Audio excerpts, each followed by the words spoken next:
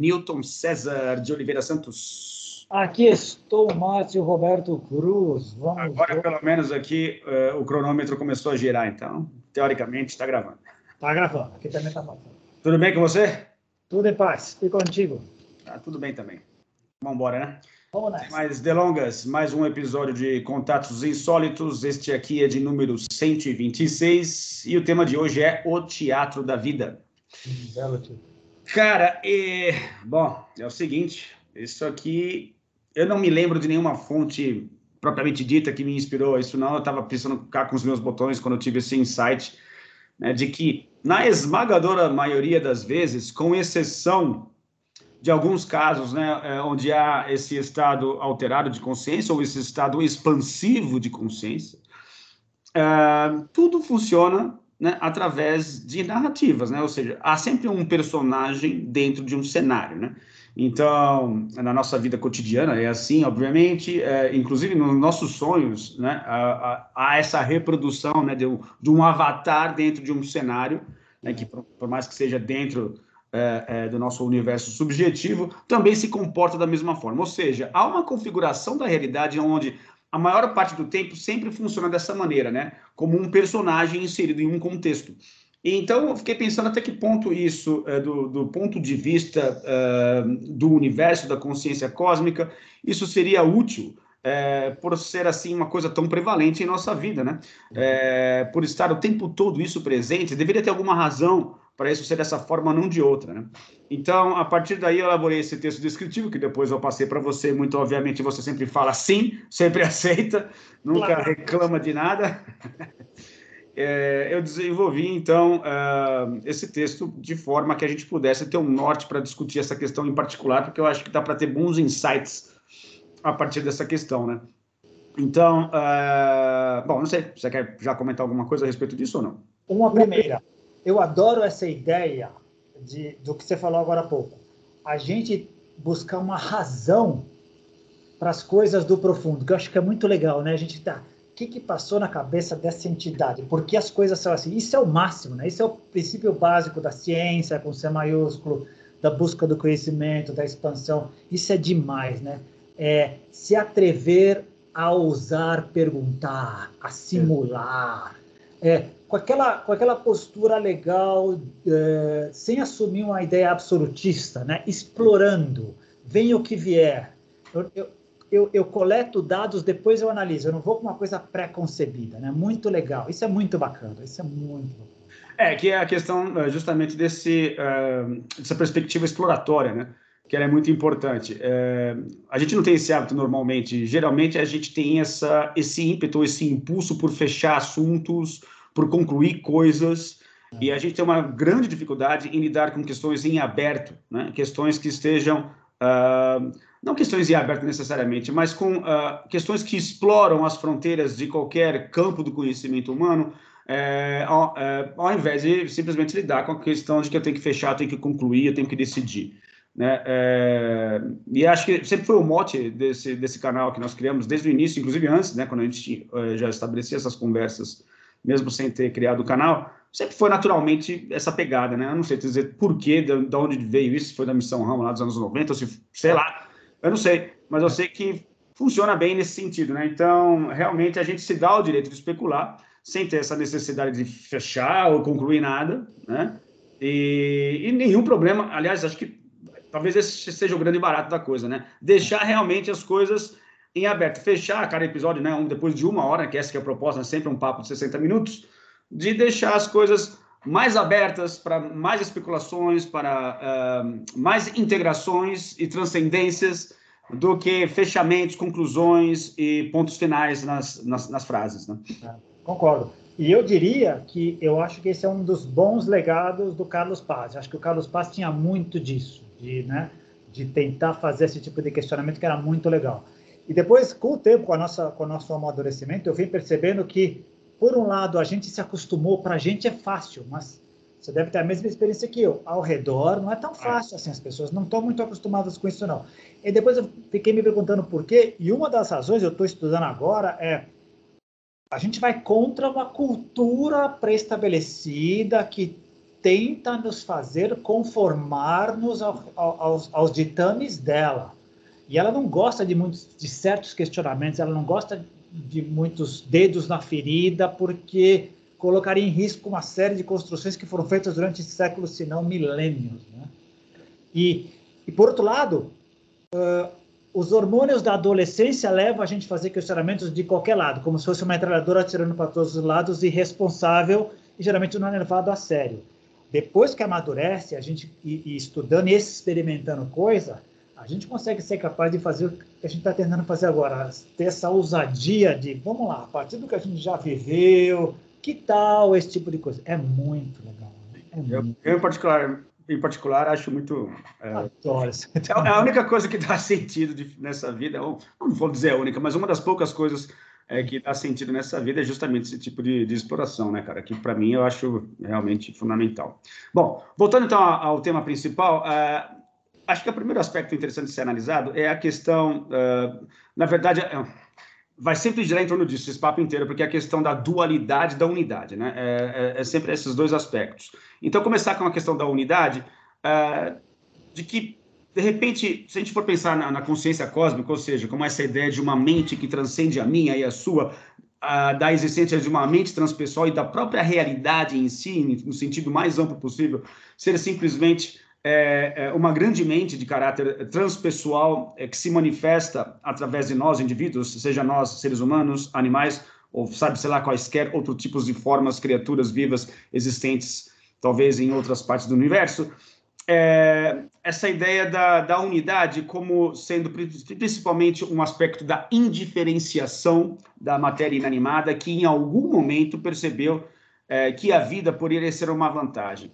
E aí, quando entra a vida, inevitavelmente, isso aí, eu tentei pensar de tudo quanto é jeito, a não ser que haja uma outra forma de se pensar, e aí alguém nos apresente essa alternativa, não sei, de que a partir do momento em que há vida, desde as formas unicelulares até as formas mais complexas, há sempre a questão de um personagem dentro de um contexto. Não tem é inescapável essa condição. E me parece que, do ponto de vista da consciência cósmica, isso foi vantajoso, ou seja, opa, peraí, isso aqui é interessante, né? Porque se a gente passa a pensar a respeito de uma coisa pré-programada ou uma coisa com o intuito de nos dá a ideia de ou pelo menos nos passa aquela ideia de um Deus mais tradicional, que sabe tudo, que está dentro de um contexto onde tudo é planejado, tudo sabe se passado, presente e futuro, ou seja, uma concepção velha de Deus que não se encaixa com aquela concepção de profundo, que seria um Deus que aprende com a sua própria criação, né? Então, eu acho que a partir daí, desde o primeiro organismo unicelular até todas as formas de vidas possíveis, a ideia de vida foi muito bem-vinda para a consciência cósmica. Por quê? Porque a Terra está borbulhando de vida em todos os cantos, né? Mesmo nas condições mais precárias, você tem os organismos extremófilos, por exemplo, vivendo em condições que para nós, por exemplo, né, seriam imagináveis de ser vivenciadas. Você encontra lá também seres vivos. Então, me parece que foi vantajoso para a natureza. Opa, por quê? Porque isso cria aquela ideia de narrativas, ou seja, personagem dentro de contexto gera uma história. E a história é uma forma de você viabilizar uma possibilidade. Bom, acho que eu vou deixar mais para frente aqui, que eu ia falar sobre a questão da informação versus caos, que aí depois a gente poderia explorar um pouco mais, mas já passo a bola para você também para falar a respeito disso. Não, muito bom. Eu já até imagino onde você vai chegar, que vai ser bem legal. Não, o que eu estava pensando você mencionou o famoso nosso Deus tradicional, né, cara? E que pessoas como nós já não engolem mais, né? E eu fiquei pensando por quê. Talvez uma das razões seja a vivência do passado, que nem todos nós foi prazerosa, por algumas razões e tal. Mas o que eu acho que mais pega, que era inconsciente, para mim hoje é consciente, qualquer dessas concepções de Deus, não só o Deus católico, como qualquer outra, ela vai partir de um pressuposto que nos incomoda. Eu falo por mim, agora falo por você também, que é o aspecto dogmático. Todos eles partem do princípio de questões que não se questionam, que são pétreas. E a gente chega num ponto na vida que a gente não aceita mais isso. A gente acha que tudo tem que ser pelo menos questionado, mesmo que a gente não encontre a resposta, né? O profundo, ele é aberto. Até o próprio nome, ele é aberto, e é um poço que vai longe, aberto a questionamentos constantes. Por melhor que seja nosso paradigma conceitual do profundo hoje, a gente sabe que ele é limitado, a gente não alcança, a gente arranha só esse arranhar já nos dá um enorme prazer, uma enorme satisfação. Mas a gente sabe que a ideia é, ao contrário da maioria das pessoas, elas querem ter um mosaico pronto, as pedrinhas no lugar e não querem questionar aquilo. A gente vibra com uma outra pedrinha que a gente coloca lá, mesmo sabendo que falta um monte, que nós vamos desencarnar e não vamos encontrar. Não tem problema, está em aberto. Né? Eu acho que essa é a grande diferença, né? De um profundo, um Deus, uma consciência cósmica aberta, que nos dá essa possibilidade de a gente ficar elucubrando e vendo até que ponto aspectos da realidade que a gente vivencia e experimenta corroboram ou não essa nossa conceituação. Isso é muito legal. Muito legal, muito legal. Não, concordo contigo. Se a gente não levar em conta esse aspecto ou essa concepção a respeito do que seria Deus, ou profundo, qualquer nome que a gente dê, eu prefiro até profundo, porque acho que vai mais ao encontro daquilo que a gente geralmente arranha a respeito do que seria esse conceito, né? A coisa fica realmente capenga, fica difícil das pessoas entenderem. Então é isso, cara. Eu acho que a partir desse momento onde há então a questão da unidade, que percebe que há uma vantagem em um determinado momento, a partir para a experiência mais específica, ou seja, você sai do campo da indiferenciação para a diferenciação extrema, ou seja, você sai dessa questão onde tudo é uma grande massa caótica, e a partir do momento em que você tem uma vida dentro de um contexto, né, ou seja, uma célula dentro de um ambiente em particular, você cria ali a possibilidade de haver a criação do quê? De um sequenciamento de coisas que nos diferenciam necessariamente da concepção de caos, né? Onde não há um sequenciamento, é simplesmente um monte de coisa borbulhando sem sentido algum. Então, a partir do momento que há um personagem dentro de um contexto, você tem um sequenciamento de eventos, e aí a gente poderia avaliar, não sei se você vai ter condições intelectuais para falar a respeito disso, a questão do espaço-tempo nessa condição, que também me parece completamente vinculada a essa experiência, né? Ou seja, se há esse sequenciamento, há uma ideia de tempo, por mais primitivo que isso possa ser, né? E isso possibilitar a criação de experiências, que inevitavelmente também me passam, até onde eu consigo conceber, essa ideia de tempo e de sequenciamento de informações, né?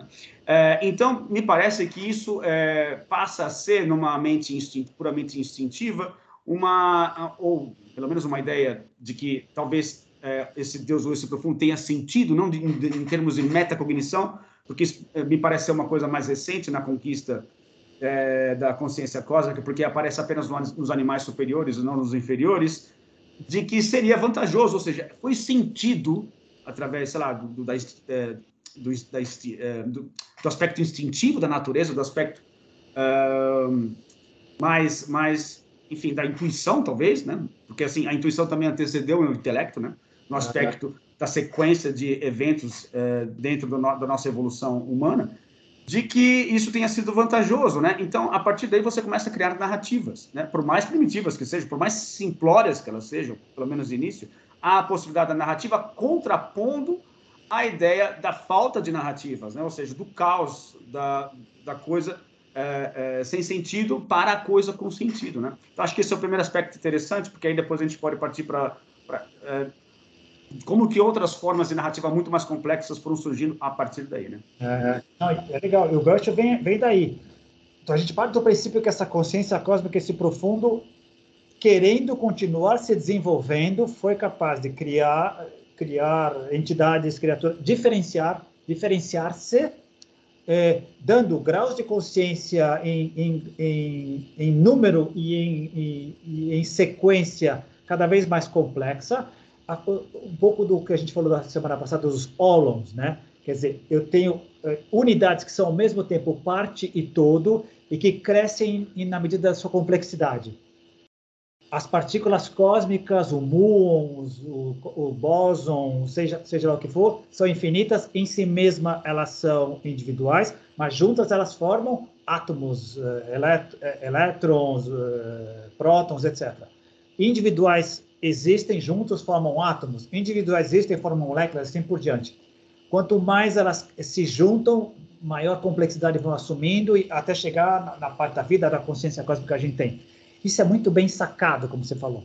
E olha que interessante, com relação ao espaço-tempo, muita gente tem na moda, né, falar, principalmente na época da New Age, e agora também é muito comum, tempo não existe, o tempo é uma coisa que não está na sua cabeça. Tá? Sim, dependendo do que analisar. Mas se não houver um espaço para que as narrativas ocorram, e se não houver um tempo para que haja transformação, sem tempo não há transformação. Sem espaço não há como essa transformação, não há interação. Como é que pode haver interação das diferenciações se não existe espaço? Então, até isso tem um aspecto intencional por trás. O grande problema, a gente já conversou sobre isso, todo mundo conversa sobre isso, é ficar preso somente à concepção que só existe espaço-tempo, não tem nada além dessa coisa tridimensional. O grande problema é esse. Mas o cenário desse grande teatro que você está colocando aí, ele prescinde necessariamente de um espaço para atuação, de um tempo para que a transformação ocorra. Né? E é genial isso. É genial a gente poder sacar isso. Exatamente. E é uma ideia interessante porque você percebe que essa questão do espaço-tempo, da mesma forma que seria muito incoerente da nossa parte rechaçá-lo, dizer que ele não existe, é tão incoerente como você dizer que, por exemplo, a ilusão não existe. A ilusão, como fenômeno, ela existe. Ela é experimentada o tempo todo, né? Então, lógico que a ilusão, em termos de conteúdo, ela é realmente mentirosa ou ilusória, né? Eu sei que fica redundante falar isso, mas eu não consigo achar uma outra forma de me referir a isso. Ou enganosa, talvez, eu não sei. Mas, como fenômeno em si, ela ocorre o tempo todo. Então, você não pode negar a existência do fenômeno, né? E misturar as coisas. Então, a ilusão também existe. Então, o espaço-tempo também existe, pelo menos dentro do nosso aparato sensorial, ou dentro dessa experiência que nós chamamos, né, de experiência de estar encarnado, ela passa a existir, ainda que ela seja ilusória, ainda que existam exercícios de meditação e estados alterados de consciência que nos apontam para uma outra direção, na maior parte do tempo nós vivenciamos isso, né? Então não tem como negar de que está ali o tempo todo. O que eu acho que nós vamos fazer mais na frente, se a gente continuar crescendo e evoluindo, a gente vai fazer uma diferenciação do conceito de ilusão. Eu acho que a gente vai continuar chamando de ilusão aquilo que existe, mas não se coaduna como fato do que está acontecendo, e nós vamos dizer que a vivência do material, ele é parte de uma estrutura muito maior do que a gente faz, mas perder-se e achar que ele é exclusivamente a única forma de se experimentar a vida, isso sim seria uma ilusão. Mas reconhecê-lo como parte de uma coisa muito maior que será transcendida e incluída em outros aspectos da nossa sobrevivência, da nossa vivência, não será considerado uma ilusão, será considerado simplesmente um processo de imaturidade. Como uma criança, ela não tem como saber conhecimentos que um adulto saberá, porque não faz parte do crescimento dela ainda, né? Mas hoje, sim, o Oriente bateu muito nessa tecla, né? Acho que também por uma questão, talvez, de tentar, para chamar a atenção, como é que alguns mestres zen budistas querem chamar a atenção dos discípulos? Né? Dá uma pancada de vez em quando, acorda, pá, pá. Às vezes é o choque, às vezes, que pode ver. Esse é o choque físico, um outro choque intelectual, às vezes, seja trazer o oposto. Né? Isso aqui que você está vendo, matéria, não existe. Quando diz não existe, mas como assim se eu estou me vendo? São os famosos koans, né? Eu vou tentar descrever isso, eu vou tentar decifrar esse enigma, mas não cognitivamente, não intelectualmente. Experimentando, vivendo, lucubrando, sentindo, usando outras ferramentas, não a ferramenta só intelectual. Mas eu concordo contigo. Eu acho que a gente vai acabar chegando num ponto em que é isso, está sentado, mas é muito mais do que isso, vamos embora. Ficar preso nisso é uma ilusão. Né? Mas isso faz parte do jogo cósmico. Né? Não, sem dúvida, concordo. Uma outra questão que a gente também poderia analisar como forma de dar uma substanciação para isso que a gente está tentando expor aqui é a ideia da entropia, né, como uma forma de você aumentar a difusão, assim, a falta, na verdade, de sequenciamento, né, o próprio caos propriamente dito, contra a ideia de um sequenciamento, de um sentido, né? E nós, como seres vivos, sermos a maior forma de se lutar contra a entropia, né? Porque temos que manter um corpo coerente, funcionando de forma organizacional durante o máximo tempo possível, né? Isso é também conhecido por o nome de sobrevivência, né? Então, assim, somos seres que lutamos contra o processo de entropia o tempo todo, né? E também eu acredito que tenha sido vantajoso para a natureza descobrir que isso é possível, né? De se lutar contra isso, de se manter uma mente metacognitiva, aí lógico, tendo a gente como referência, mas sabe-se lá em outros planetas, em outros cantos do universo, que de repente a vida cognitiva ou metacognitiva, melhor ainda, melhor dizendo, estaria proporcionando em termos de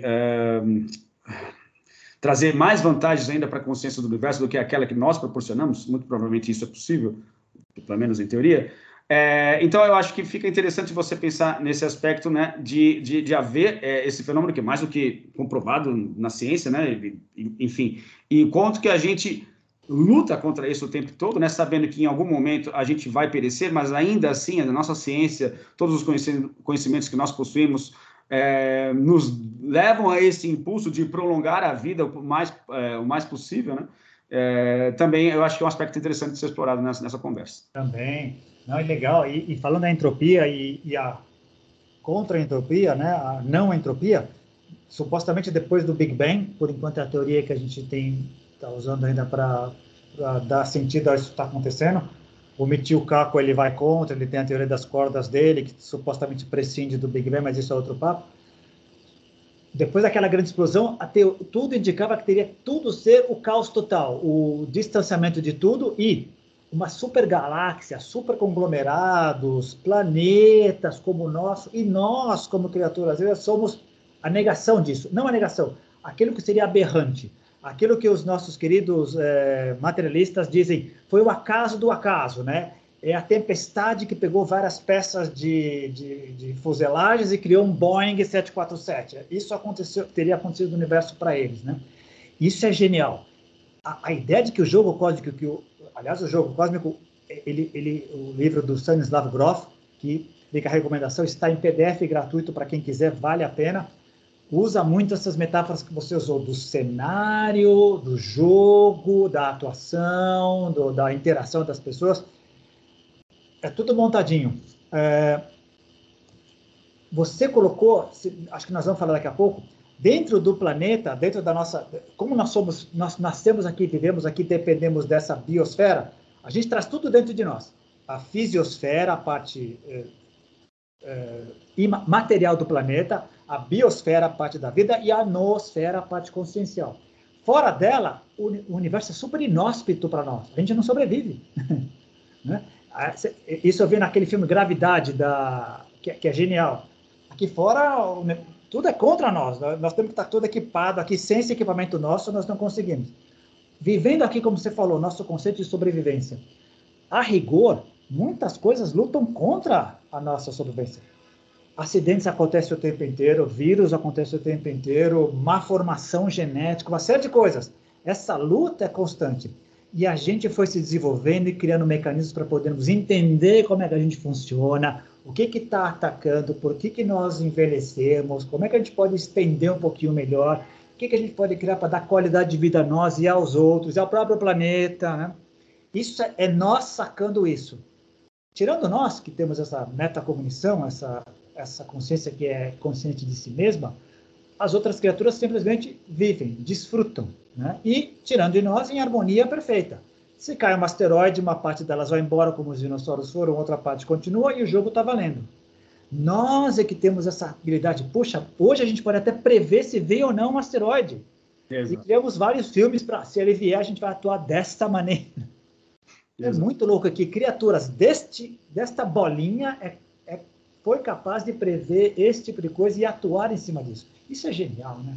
E você falou uma coisa de filme que você acaba tocando num ponto que eu tocaria um pouco mais na frente, mas enfim, eu vou tentar falar agora, de qualquer coisa a gente reforça mais lá adiante a respeito, que essa ideia de que uma outra frase super famosa que a gente usa, que é a realidade imitando a ficção, de que muitas vezes a ficção ou os filmes, eles podem ser simplesmente simulações a respeito de algo que ainda não aconteceu, né?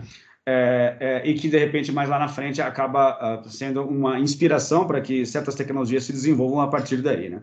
É impressionante, né? Recai mais uma vez aquela ideia de que o fundamento é a consciência, gerando pelo menos uma ideia que, mesmo que não seja capaz ou não haja condições materiais de se concretizar aquilo, isso não significa que vai ser eternamente assim, mas lá na frente isso pode virar realidade, né?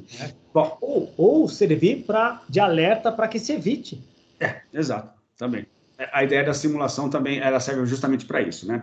Então, voltando um pouquinho lá, quando a gente estava falando a respeito dos organismos mais simplórios, a partir daquele momento em que eles conseguem sobreviver ou a vida se estabelece, você tem a possibilidade de criar sequenciamento, né? Informação gerando o quê? Gerando o próprio código genético com uma forma consistente de você não apenas passar por experiências, mas de gravá-las de alguma forma, né? E você passar esse sequenciamento de geração em geração. Também, a partir daí, você tem essa possibilidade de não apenas perpetuar, porque veja só, porque o complicado se houve uma primeira forma de vida e essa forma morreu, todo o esforço em direção àquela forma de vida foi perdido, né? Então, pode ser que isso tenha ocorrido mais de uma vez, sabe-se lá como isso ocorreu de fato, mas a partir do momento que você tem um grupo de células, você tem mais difusão, você tem mais possibilidades, você tem mais simulações ocorrendo ao mesmo tempo, maior é a probabilidade de você não perder essas informações, e não perder esse esforço tão hercúleo que foi necessário para que a primeira forma de vida viesse a acontecer, para que outras formas de vida, a partir dela, pudessem dar sequenciamento ou pudessem dar continuidade, né, a uma experiência que vale a pena de ser vivida, né? Então, aí você consegue explicar a vida de um outro ponto de vista, que não é aquele apenas puramente genético ou puramente voltado para a questão da evolução do ponto de vista darwiniano, para uma ideia de sequenciamento da própria consciência dentro dessa ideia de narrativas que precisam ser experimentadas, e a partir delas você vai criando histórias cada vez mais complexas, né? Muito bom colocado isso daí. Olha que interessante. E talvez uma coisa que o pessoal lá da teoria integral gosta de lembrar, que a gente costuma esquecer. Na verdade, quando houve algum tipo de criação da vida, da molécula e tal, não aconteceu só um. Tem que ser milhões, milhares, porque é parte do jogo cósmico ir se perdendo algumas outras coisas e algumas vingam ou não, né? Vocês vão ter que eu acho que é muito legal e é bem comum da nossa maneira de pensar, né? Algum tipo de vida, vamos colocar assim, esse exemplo, que não tenha vingado, a informação seria perdida. E, sim, verdade. Teoricamente, para o profundo, valeu. Valeu, porque está tudo valendo. Mas, todos os caminhos possíveis e imagináveis que possam ser percorridos também está valendo. Então, fazia sentido, como você coloca muito bem, que conhecimento fosse acumulado, mostrando o caminho de como se adaptar melhor para aquele ambiente, protegendo aquela informação fundamental e passando adiante. Isso, olha de novo, nós, símios com smartphones, conseguimos entender isso, sequenciar isso e lidar com isso de maneira muito bem. Isso foi genial. E agora, é muito recente, estamos conseguindo juntar isso com a epigenética, isto é, outros tipos de informação que passam adiante para as outras pessoas ao redor, sem necessidade dos genes, por comportamento, por atitude, por ação. Isso é genial, a gente está conseguindo perceber isso. É muito louco. Muito legal, cara. Olha a sabedoria do profundo, como nos coloca, e alguns de nós, como a gente começa a ficar sagaz e começa a perceber. Porque prestamos atenção, porque olhamos, porque baixamos a guarda do paradigma, porque não dissemos, não é possível acontecer. Não, e se for? Então eu mudo a teoria, eu mudo o modelo, expando o modelo. Isso é muito legal. Muito legal, cara. Bom, dando sequência aí, vamos ver se a gente consegue, né, dar sequência, pelo menos aquilo que eu gostaria de explorar aqui contigo, que a partir desse momento, então, você tem uma série de criaturas que vão se desenvolvendo, algumas criaturas vingam, né, outras se extinguem, mas de qualquer maneira você tem todo um processo de evolução dentro aqui do planeta Terra em particular. Lógico, vamos ficar concentrados aqui, não vamos expandir isso para outros setores, porque a gente não tem nem condições de fazer isso, mas de qualquer maneira, aqui nesse processo terreno, isso foi acontecendo até que culmina finalmente no ser humano, né? Nós, como primatas recém-descidos das árvores, e aí você tem essa possibilidade de fazer com que esse sequenciamento, que a partir... o que até então, antes de nós, era feito de forma instintiva, você passa a fazer um outro tipo de sequenciamento, né? Mas dando sempre essa ideia de narrativa, história e teatro, né? Com o quê? Com as simulações. E aí a primeira simulação que a gente poderia falar a respeito, né? Que acho que é a única que é o máximo que eu consigo chegar até lá no início, no enraizamento da nossa forma de pensar, em termos evolutivos, pelo menos, as primeiras pinturas rupestres. Por quê? Porque os primeiros seres, as primeiras entidades que estavam ali pintando nas cavernas, eles pintavam questões do dia a dia, do cotidiano, os animais que eles viam durante o dia, ou as dificuldades que tiveram durante a caça, e estavam ali pintando. Então, aquilo era uma forma de representar a realidade através daquelas pinturas. Então, a gente poderia dizer que não deixa de ser um tipo de tentativa de simular aquilo que é vivenciado, representando aquilo, ou re-representando aquilo das formas mais variadas possíveis, e começando com esse primeiro aspecto de simulação, ou de simulação mesmo, né? Que a gente poderia estar fazendo, ainda que de forma inconsciente, mas estaria fazendo ali. Né? Legal. Contigo. O mais legal que me ocorreu esses dias, porque eu estava estudando sobre pinturas rupestres também, é o impulso a fazer isso, né? Aquelas pessoas sentiram esse impulso que tem em todos nós, parece que nos acompanha desde sempre. Deixa eu representar isso aqui. A gente intui, hoje a gente estuda, era para... Será que eles estavam fazendo isso para gerações futuras? Será que essas pessoas tinham ideia de gerações futuras? Provavelmente não. Provavelmente era um impulso que a gente não consegue nem perceber o que é. Um pouco a gente pode roçar, pensando no que acontece conosco hoje, quando a gente quer deixar plasmado no mundo a nossa experiência, né, cara?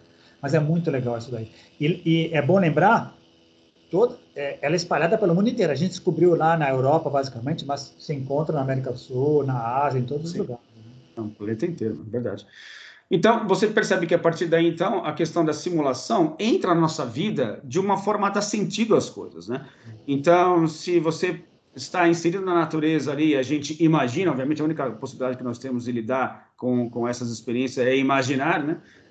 De que dentro daquele contexto onde você desconhece tudo, onde a vida é muito precária, enfim, o convívio com a natureza está ali o tempo todo presente, e talvez a falta de sentido nos levasse a essa necessidade também de estar ali representando aquilo que era vivenciado, só o sentido foi dando o quê? Essa possibilidade de você dar continuidade às coisas, né? Então, a partir daí você tem também a possibilidade das primeiras tradições, por exemplo, da própria fala, né? E aí a fala, se você passa uma história adiante, né? Uma história de geração em geração, isso antecedeu, obviamente, a linguagem escrita, a linguagem falada veio antes, então era passada de geração em geração as histórias, e mais do que isso, né? A gente imagina que lá atrás essas histórias não eram passadas de uma forma neutra, ou de uma forma que não haja emoção, eram vivenciadas as histórias, aqueles contadores de histórias se envolviam com aquilo, com a ideia justamente de dar mais corporificação àquela história, e eu acho que o teatro pode ter essas raízes, entendeu? Ou seja, nas narrativas, nas histórias que eram contadas e passadas de geração em geração, as pessoas não apenas falarem ou passarem aquela informação adiante, mas também de incorporarem aquilo, de passarem pelos personagens, né, de interpretarem aquilo de uma forma mais convincente possível, né? Então, acho que os primórdios da ideia do teatro, eu nunca estudei isso, tá, cara? Estou falando isso da boca para fora, eu nunca estudei o assunto, mas estou usando aqui em explorar isso livremente contigo, de que essa necessidade, então, de interpretar aquilo, e revivenciar, talvez, né, a possibilidade de você ter ouvido falar, mas aí você reinterpretando aquilo, passa a essa ideia de vivenciar, pelo menos em teoria, né, uma história que você ouviu, né? Acho que está aí. E também, eu acho que a partir do momento que... uma das coisas que eu descobri também outro dia ao contrário do que a gente pensa, os nossos antepassados, caçadores-coletores, não passavam 8, 12 horas por dia trabalhando. 4 horas por dia eles passavam coletando comida e o resto do dia passavam juntos, desfrutando, brincando, interagindo. E havia muito tempo para esse desenvolvimento do coletivo, né? Então, faz todo sentido formar histórias e colocar adiante. Também, outra coisa que me ocorreu, te ouvindo, era, no começo, provavelmente, sendo submetido às forças da natureza, que eram muito poderosas e incontroláveis, era óbvio, era esperado que se criassem deuses, que seriam eles que dariam esse contexto, que criaram esse cenário no qual nós estamos atuando aqui, e de alguma maneira vamos tentar não deixá-los nervosos, não irritá-los, conviver da melhor maneira possível com eles. Tanto é que, voltando à tua ideia, se não me engano, as primeiras peças de teatro, as primeiras narrativas, sempre envolviam deuses conversando e discutindo os quehaceres humanos aqui embaixo, né? de novo, a ideia da narrativa faz muito sentido nesse sentido. Como é que a gente consegue viver dando sentido para tudo isso daqui, da qual a gente tem um mínimo controle? Né? E estamos crescendo, estamos entendendo um pouquinho melhor e, corroborando o que você está falando, temos um pouco mais de instinto. Começou a aparecer uma coisa chamada emoção, começou a chamar uma coisa chamada razão. Tem um princípio, tem uma razão pelas quais as coisas ocorram. O amadurecimento disso naquela época, imagina o salto que foi vindo acontecendo, quanto tempo foi demorando, mas como foi bem arquitetado isso, né? E que caminho a gente conseguiu pegar? Que teria sido se a gente pegasse outros caminhos? Um exemplo talvez seja o que aconteceu com as culturas que não vingaram, com Neandertal, outros tipos, Australopithecus e outros, né? A gente conseguiu, a gente, Homo sapiens sapiens / estúpidos, conseguiu e é fascinante, sempre permeado por essa ideia que você está falando, sempre permeado por narrativas, buscando sentido, na qual a gente está atuando num cenário, tentando entender da melhor maneira possível. Sempre o personagem dentro do cenário, impressionante. A experiência individual, ela é caracterizada essencialmente por isso. E, essencialmente, todos nós passamos por essa experiência. Essa é a experiência primordial. É um personagem dentro do cenário, né? Não tem como negar isso, é inegável. Mas você queria falar alguma coisa? E até me veio agora um gancho. Como ela é inegável, ela é muito forte, também seria compreensível que houvesse um destaque tão grande a ela que fortificasse a ideia do ego disfuncional. Ele é a única coisa importante, ele é a única coisa que verdadeiramente é real. Então levou todo o foco para cá e abafou uma série de outras coisas que faz parte desse ser, desse self, que estão ali embutidas, mas que acabou sendo sufocado durante toda essa existência. Eu não tinha pensado nisso, mas você tem razão. Realmente faz sentido você pensar de que talvez o grande sucesso dessa ideia das narrativas tenha realmente ajudado a fortalecer e a trazer mais disfuncionalidade para um ego que inicialmente era só dedicado, ou não sei se a palavra dedicado é correta aqui, mas em relação a trazer mais configuração, não, mas mais solidez para a questão da sobrevivência, né? E aí isso acabou sendo tão bem sucedido que ultrapassou esse nível da sobrevivência e ocupou outros aspectos, né? Imagina como ele percebe que ele é mortal e ele vai lutar com unhas e dentes para sobreviver. Então ele vai trazer todo o foco para si. E nesse desequilíbrio ele fica disfuncional. E o interessante, cara, é que também, como parece que uma coisa está relacionada com a outra, né? Toda essa história do sequenciamento levar a questão das narrativas, as narrativas serem importantes, as simulações também passam a ser muito importantes, ainda que em um primeiro momento, que eu estou chamando de simulação, são os aspectos primitivos da simulação, né? E não a simulação da forma como nós entendemos hoje. De que só através das simulações, ou seja, do imaginário, né? Você imaginar, ou fazer um sequenciamento na sua mente do que poderia acontecer, é que nos deu essa capacidade de previsibilidade das coisas ao nosso redor, né? Então, aquilo que no primeiro momento era atribuído aos deuses, né, a forças incontroláveis, por mais que isso continua hoje em dia, ou seja, ainda existem muitas coisas que ainda estão muito longe do nosso controle, a gente consegue, através da ciência, por exemplo, estabelecer aquela ideia de simulações para que a gente consiga prever, né, qual será o próximo passo da natureza, qual será, enfim, a próxima coisa que irá ocorrer para que a gente continue a sobreviver, né, para que isso seja prolongado a todo custo, né? Muitas vezes a gente pensa, por que tem tanto esforço, né, em função dessa perpetuação da espécie, mas é uma coisa, parece que também é maior do que a gente, né, nesse sentido. E essa ideia da gente conseguir identificar padrões é muito interessante, né? Alguns óbvios, as estações do ano, bastava você passar 2 ou 3 anos, as coisas se repetem, mas outros muito sutis, né? Que vão além do material, nas relações humanas, essas sacadas foram muito boas. E devemos o nosso sucesso nessa sobrevivência a isso, porque o ambiente em si, o cenário, ele é bem hostil, né?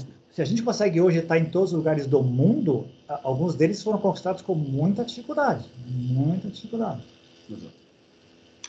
E também uma ideia de que a gente poderia explorar, acho que agora já está talvez um pouco na hora, é da ideia das simulações atuais, né, feitas por computador, por exemplo, né, nos levarem a pensar, agora utilizando aí alguns filósofos modernos, né, principalmente o Nick Bostrom, acho que é a pessoa mais conhecida em relação à teoria da simulação, né, de nos levar a pelo menos, tentar especular, né, se de repente a gente estaria dentro de uma grande simulação, né.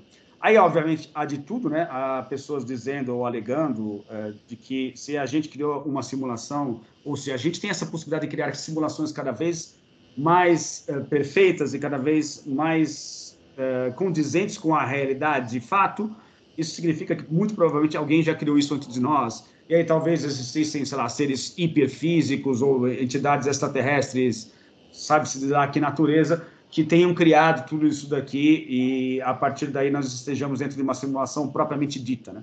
Uhum. Bom, aí acho um pouco polêmico demais, talvez, mas, enfim, simplesmente um talvez, tá? Uma parte instintiva minha diz que talvez o profundo haja dessa forma, não por intencionalidade em termos de que hajam seres por aí manipulando a gente ou trabalhando para que a gente fosse enganado, né, e colocado aqui de propósito, mas mais no sentido que eu falei para você no início, que ele achou vantajoso, de alguma forma isso traria informação, traria conhecimento, então por que não você proporcionar essa possibilidade de viabilizar um enorme número de simulações para que isso pudesse trazer mais conhecimento, né? Então eu vejo mais por aí, não sei como é que seria a sua forma de enxergar essa possibilidade. Eu vejo assim também, a gente está sempre mudando, já está sempre conceituando, né?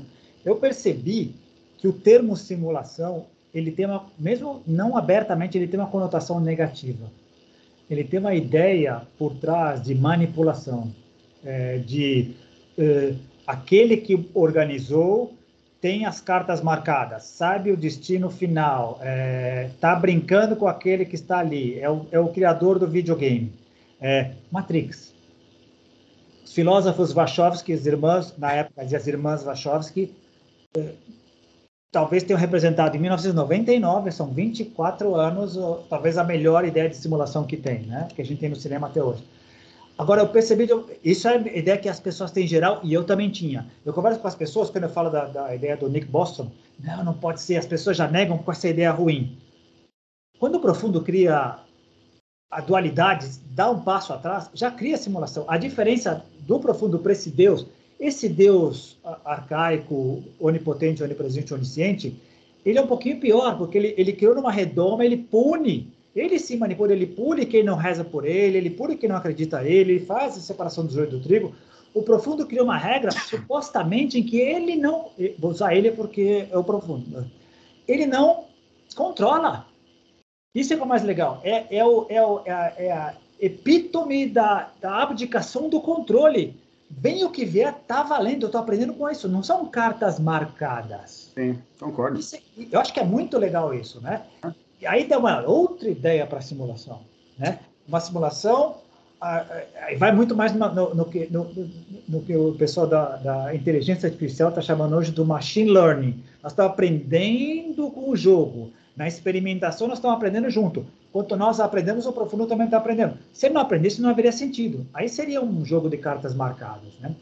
E a ideia da manipulação, mesmo que no meio do caminho, vamos agora usar uma parte da igreja, do cristianismo para tentar fazer uma metáfora. Entre os intermediários entre nós e Deus, lá, anjos, arcanjos, querubins, potestades, blá, blá, blá. Se algumas dessas entidades supostamente manipulam outras abaixo, isso é do jogo, alguma disfunção que foi de lá.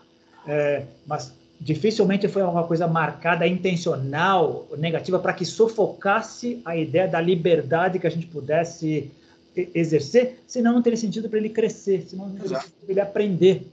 Como eu vou aprender se está tudo marcado desde o princípio? Se eu vou criar alguns que vão sufocar aquelas possibilidades que eu tenho para poder crescer, né? É possível que aconteça, porque, olha nós, de novo, conscientemente, qualquer um de nós, indivíduos, é a favor de um sem terra, de um sem teto, de um planeta destruído? Não, nós somos contra isso. Mas como sociedade nós toleramos. Então nós somos capazes de fazer essas atrocidades individualmente, por uma série de razões. Mas não é a nossa intenção. No fundo nós somos amor, nós queremos crescer e tal. Mas no jogo cósmico surgiram essas coisas como inveja, ciúme, a gente não se relaciona muito bem ainda. Muito talvez em função de nível de consciência. Sim. Porque o outro ainda é meu inimigo. Exato.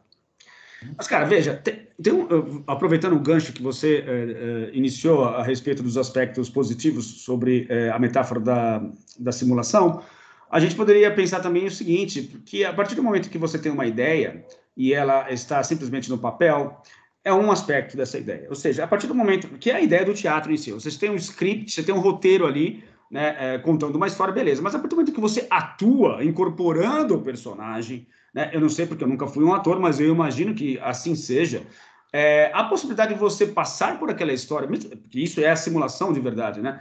E aprender com aquilo, acho que é completamente diferente simplesmente da ideia de ler a história, né? Então, uma coisa é você ler uma história, outra coisa é passar por ela atuando, né? Como se fosse aquele personagem. Então, esse aspecto eu acho positivo, porque ele traz um aprendizado que a teoria não vai trazer. Então, a simulação, nesse sentido, seria interessante também, né?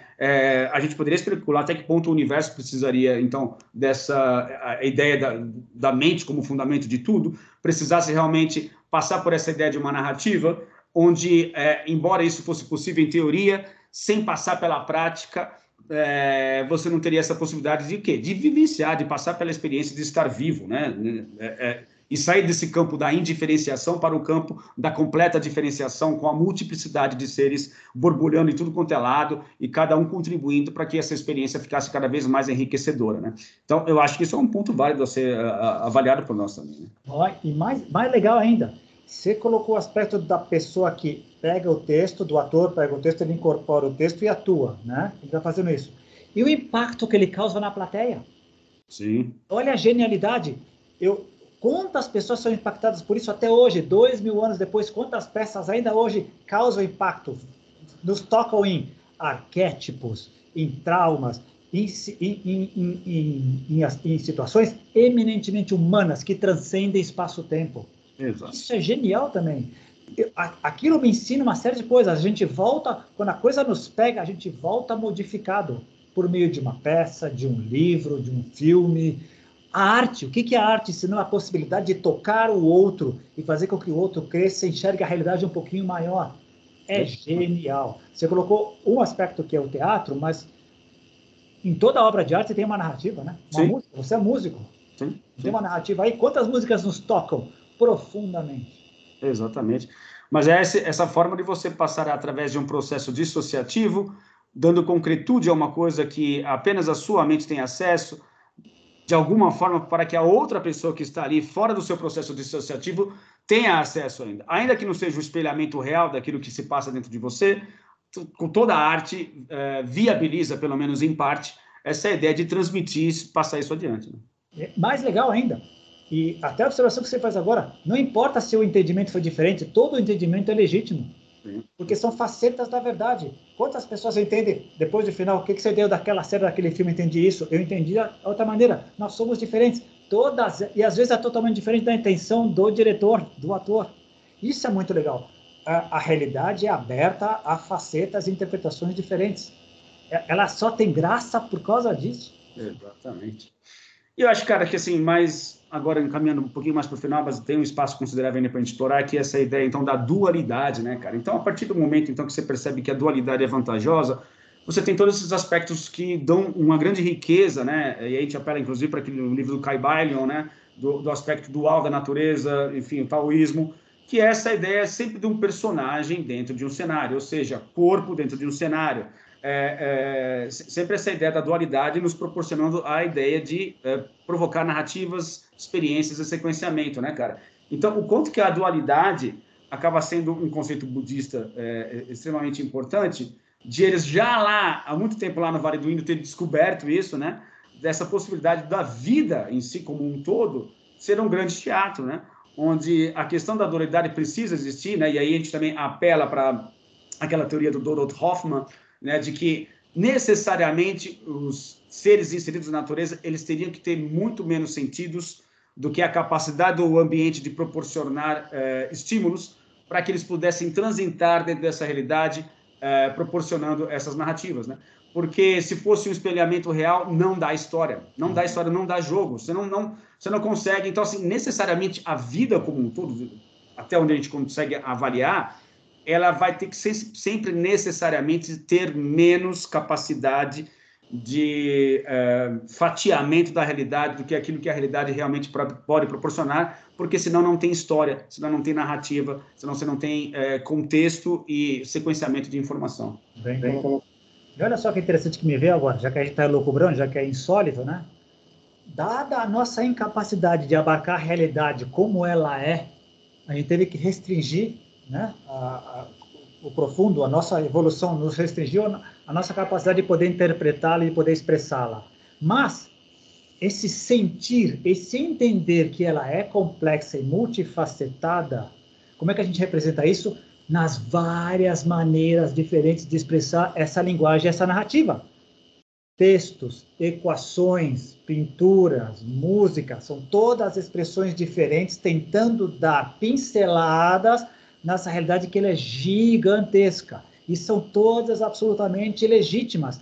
E nós, como somos seres bem complexos também, algumas vão nos ressoar mais do que outras. Sim. Nós aprendemos de maneiras diferentes.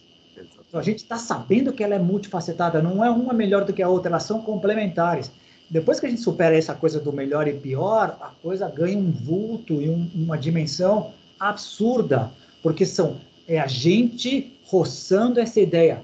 Tem alguma coisa muito mais, tem alguma coisa além dessa tela de computador, desses sinais que estão aqui, hein? Eu estou sacando. Deixa eu interpretar de várias maneiras. Uma equação, uma pintura, um texto, tudo que a gente puder interpretar. Cores, tudo que a gente puder interpretar.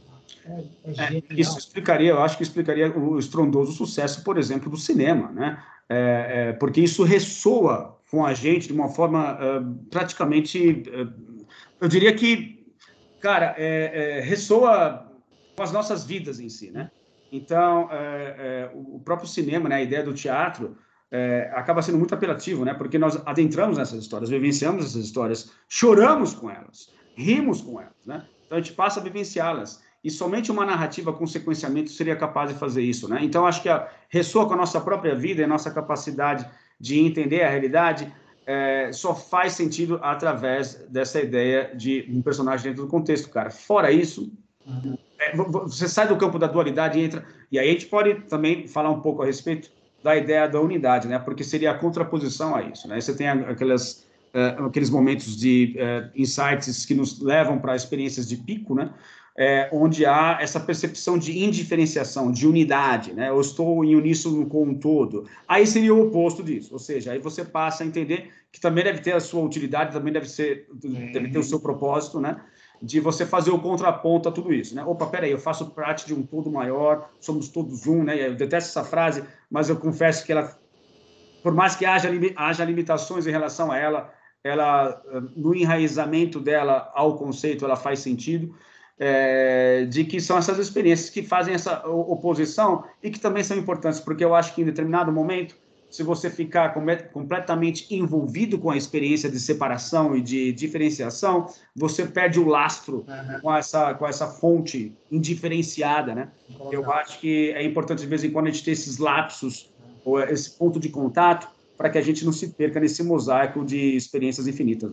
E mais ainda, olha só, eu acho que a gente tem não só flashes dessa unidade, a gente consegue entender e praticar e experimentar níveis inferiores dessa unidade. Vou te dar um exemplo que me ocorreu agora. A gente conseguiu sacar que uma das melhores maneiras, a gente conseguiu sacar que nada mais importante no universo do que a informação. Mesmo que a gente não explicite isso, a gente já sabe, é a informação que é importante. A gente veio criando infinitas maneiras de expressar essa informação. A arte é a melhor maneira delas. E olha que interessante, o que eu estava querendo dizer com a ideia de níveis inferiores de unidade. Quando nós vamos a um cinema, a um teatro, a gente reúne 200 pessoas, muitas vezes desconhecidas, no lugar que se convencionou chamar cinema, sala de cinema. Nós sabemos que aquilo é um lugar para entretenimento. Estamos sentados ao lado de pessoas que não conhecemos, esperando um determinado horário. Sabemos que vai ser projetada numa tela uma imagem artificial. sabemos de tudo isso. Na hora que fica tudo escuro, a gente ainda está sabendo, está se acomodando na poltrona. 5 minutos depois que o filme começou, todo mundo está navegando ali, em uníssono. Estamos todos navegando. Nos permitimos navegar na ilusão. É incrível isso. Numa peça de teatro, mesmo não estando muito escuro, a gente nos permite entrar nisso, né? É genial. Uma música, uma sinfonia, uma ópera. É como se fosse, a gente combinou aqui, olha, continuamos cada um individual, mas aqui nós somos uma coisa só. Silêncio, se respeita, a gente vai. Cara, isso é genial. Genial. Até que ponto a nossa vida também não foi uma permissão nesse sentido, né? Todos agora, porque assim, Maia, então, seria em última instância isso também. Todos agora estão concordando, né, que vamos passar por essa experiência juntos, né, como uma simulação, né, e vamos estar inserido nisso. Por mais que seja uma ilusão, né, a gente concordou em estar participando dessa história. É uma ilusão instrutiva. É como a gente aprende. Lembra aquele texto que eu te passei semana passada da probabilidade da encarnação, de você não deveria estar vivo, a matemática disso, que depois a gente foi um pouco além da encarnação e tal, que daria um papo muito legal. Eu lembro do terceiro livro do Robert Monroe, que ele dizia, eu estou vendo aqui um monte de almas aqui esperando para encarnar. Estou vendo algumas que estão perdidas aqui, elas não voltam mais, elas estão perdidas em outras coisas. Tem um monte aqui circulando o planeta, prontinhas para entrar no jogo. E você vê que essa metáfora tem duas instâncias, né? Uma instância é essa das pessoas que decidem entrar dentro do cinema ou entrar no teatro para ver uma peça, e outro do ponto de vista de quem está no filme, de quem está atuando no teatro, né, cara? Você tem duas perspectivas, né, interessantes. Quanto que a vida em si não teria também esses dois lados? Eu agora estou especulando. Não, legal, acho que por aí. E quem criou? E quem bolou? Eu vou criar isto para trazer esse tipo de experiência para as pessoas. Então, mas é que entra o aspecto da simulação e do sequenciamento, né? Você tem o Big Bang, né? Você depois tem o surgimento do planeta Terra como um cenário, né? Para que isso pudesse acontecer, e está ali a sala de cinema pronta. Quem vai entrar nessa sala de cinema aí? Quem que vai atuar nesse filme, né? Então, assim, o cenário está ali. As condições para entrar no cenário, o que nos levam a entrar no cenário, ainda é uma questão completamente que eu não sei, talvez fosse... fez um outro episódio para falar só sobre isso, né? O que nos leva a encarar o planeta Terra como um cenário adequado para a gente vivenciar certas histórias. Mas também eu acho que é uma metáfora super válida, cara, que também acaba adentrando nisso daí, né? Estamos aqui por alguma razão, né? Não, é genial, genial. Então, Seja o que for, é genial. Seja o que for, é muito legal, né, cara? Mas, mais uma vez, a ideia da narrativa dando sentido para a nossa vida. E, cara, é como o Jung disse, mas acho que também, não só o Jung, né, mas aquele outro autor lá que... Eu sempre esqueço o nome dele, cara. Viktor Frankl. Não, como é que é o... Da logosofia lá? Que fala que realmente, para quem tem um sentido, né, para quem tem os porquês... acho que a ideia do Nietzsche, né? Se eu tenho um porquê, eu aguento qualquer como, né? Eu aguento qualquer como viver, né? Então, o porquê, o que é o porquê? O porquê é o sentido. Ou seja, é o sequenciamento de informações que gera o quê? Que gera conhecimento, né? E que vai gerar lá na frente sabedoria, né? Que a ideia da sabedoria não é mais a questão teórica. E ó que legal, talvez mais uma vez aqui fazendo a inter-relação com o tema desse episódio, né? Que é a ideia de você ter no conhecimento o aspecto teórico de tudo aquilo, e a partir do momento que você atua como o ator que deixou de ler o script e passou a vivenciar o script, isso seria o quê? A manifestação da sabedoria, cara. Genial. Né? Ou seja, a partir daí, então, você deixa de ser aquele aquele telespectador, e fala, não, agora chegou a hora de eu subir nesse palco. E aí você vai exercitar a sabedoria, para ver se você de fato aprendeu, para ver se... Por isso que o sábio, cara, não metaforicamente, mas arquetipicamente, é necessariamente uma pessoa mais velha.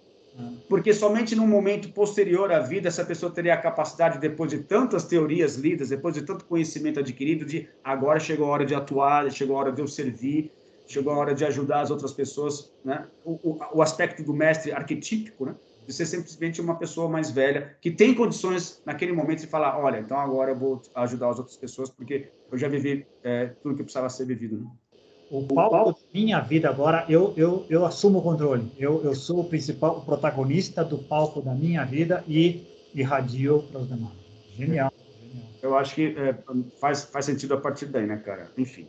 Eu acho que, pelo menos da ideia inicial desse papo, talvez muito bom, insolitamente bom. A gente tenha coberto, pelo menos, tudo aquilo que eu havia proposto no texto descritivo, né, cara? Bom, então é isso. Né, já quase aí 1 hora, quase 60 minutos de episódio. Eu queria, né, mais uma vez agradecer a você por a sua participação sempre impecável e insubstituível, e também pedir para as pessoas ajudarem a gente a crescer esse canal, né, divulgando, passando para as pessoas, se inscrevendo no canal, dando seus likes, fazendo seus comentários. Tudo isso vai ajudando o algoritmo a entender que a gente precisa crescer.